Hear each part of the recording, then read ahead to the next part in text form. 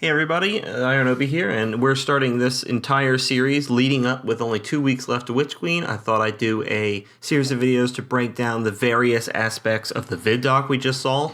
And there's a lot to cover in one video, and I would prefer to do shorter videos to kind of talk about it in sections. So here's the first one with us focusing mainly on the first part of the Vidoc, which is really all about the campaign, going into fighting Savathun, going into her throne world. Maybe we'll even dip in a little bit to the season of the Risen with Keitel and how that might affect the story and the campaign going forward. Let's start off here with just, they talk about in the Vidoc how they wanted the campaign for Witch Queen to be more of an investigative thing, kind of like, I think they called it like true crime or something like that, where it was supposedly more investigative, and it was going to have, you know, an impressive sort of a visual representation when it comes to investigating things. You really have to look closely. You have to come up with solutions to things like that, and to give the world sort of maybe even just a darker vibe, especially when you're transitioning from the swamps going into Savathun's throne world, proper, and it's all her hive architecture, but it's white, so it has that sort of creaky, creeping feeling. It's supposed to give this impressionist painting vibe, kind of like, from a distance, it looks cool and visually interesting, but then when you get closer, it sort of comes up to be this sort of, we weren't sure what it was at a distance, but now that you're up close, you're seeing it for what it really is, and it may not be what you want. And going back to the detective-based stuff, since they've been leaning so much in this expansion, there's going to be these you're going to be like a psychic detective. There's going to be like these taken riffs, which you can use, and that's going to be able to, you'll discover and solve mysteries in the open world. This is a pretty good system. It's worked for the raids. It's worked for the various dungeons they've done. I don't think this will be a problem, really, for people going forward into the campaign. I doubt that any of the real mysteries, maybe in the overworld, some of the mysteries will be more difficult in scope, maybe more along the lines of something that would come from a raid, less from a dungeon, because honestly, some of the dungeon stuff isn't really the most difficult when it comes to stuff mechanically. So I doubt the campaign is going to have anything, that's so ball-bustingly, puzzle-y difficult that people are just going to be like, I can't solve it, I can't get by it, though that may still happen, you never know.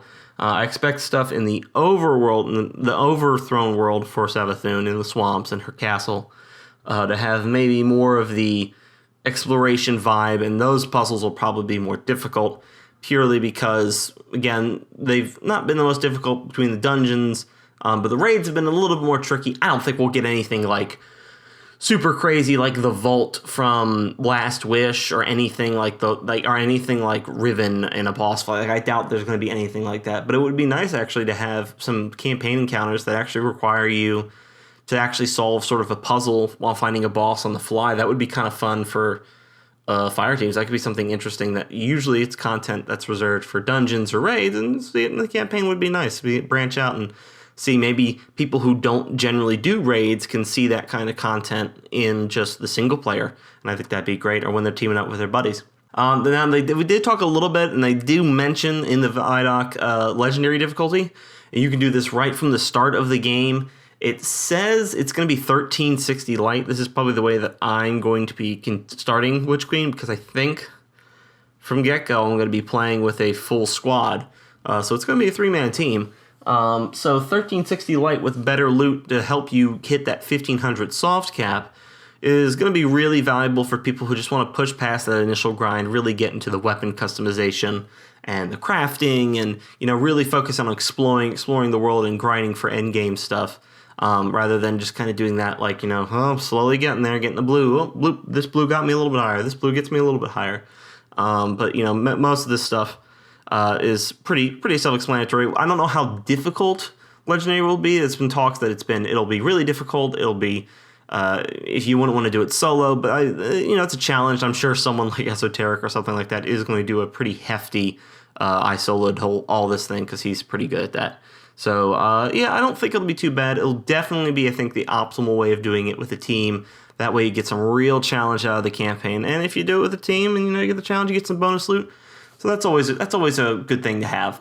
The campaign will launch with Keitel's Season of the Risen. This is going to be Keitel seemingly, or I guess we go to Keitel to ask her about things such as her light lockdown technology. I don't know how else to describe it.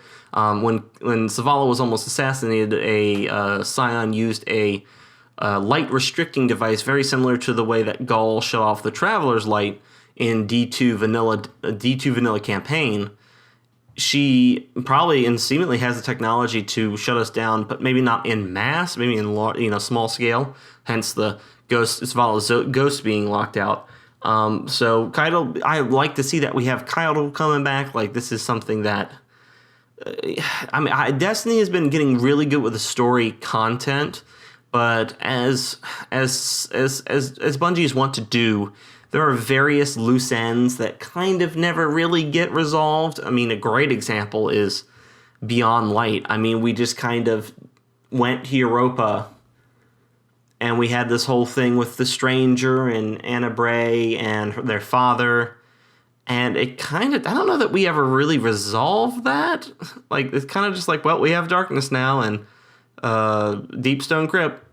Okay, that's it, bye. And we just never really came back to Europa any of the seasons. Hopefully bringing Keitel back into the campaign in the season is going to be more story driven and really bring her, because I liked Keitel, but again, we beat her in the season of The Chosen, and then she just vanished for 9 months. Like, she really didn't, she would pop up in a lore tab here or there, but she really just disappeared. Like, she didn't come back into play. I'm glad that she is, but Bungie needs to kind of get a little bit better, in my opinion, of bringing those storylines facing forward, and let's actually resolve some of this stuff.